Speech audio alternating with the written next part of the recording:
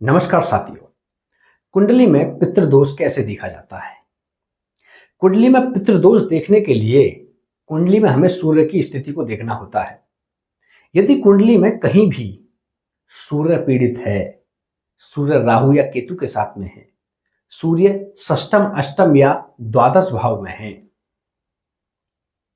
सूर्य के साथ में शनि बैठा हुआ है, ऐसी स्थिति में कुंडली में पितृदोष समझना चाहिए। यदि लग्नेश कमजोर है, पंचम भाव पीड़ित है, नवम भाव जो कि पिता का भाव कहलाता है वह भी पीड़ित स्थिति में भी है, तब भी कुंडली में पितृदोष समझना चाहिए। सूर्य के द्वादश भाव में, सूर्य से द्वादश भाव में और द्वितीय भाव में कोई ग्रह ना हो और सूर्य नीच अवस्था में हो, ऐसी स्थिति में भी कुंडली में पितृदोष समझना चाहिए। सूर्य के नीच अवस्था का मतलब यह होता है कि सूर्य पापक ग्रह, जो पापक ग्रह से संबंधित है, यानी कि जो इसके दुश्मन ग्रह हैं उन भावों में बैठा हो, क्योंकि सूर्य कभी नीच नहीं होता। सूर्य अपने आप में एक प्रकार से सर्वत्र ग्रह है। तो इन सभी स्थितियों में कुंडली में पितृदोष माना जाता है, क्योंकि सूर्य कुंडली का स्वामी होता है। यदि सभी ग्रह अच्छी स्थिति में ना हो, मात्र सूर्य अच्छी स्थिति में हो, तो जातक राजा के समान होता है।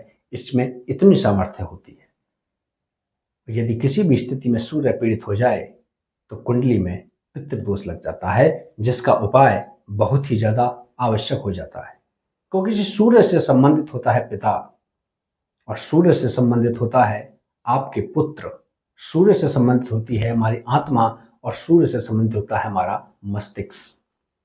सूर्य चर अचर सभी का स्वामी होता है। इसलिए कोई भी, हम ज्योतिष को ही लीजिए आप, किसी भी ज्योतिषाचार्य के लिए सूर्य बहुत महत्वपूर्ण होता है, क्योंकि अनुमान के द्वारा कुछ सटीकता, कुछ गणित के माध्यम से हम कुंडली में भविष्यवाणियां करते हैं।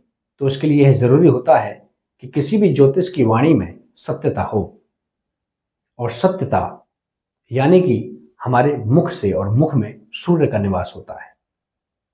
इसलिए कुंडली में यदि पितृदोष देखना है तो यही सिर्फ एक उपाय है कि यदि सूर्य पीड़ित है तो इसका मतलब कुंडली में पितृदोष लगा हुआ है। नमस्कार।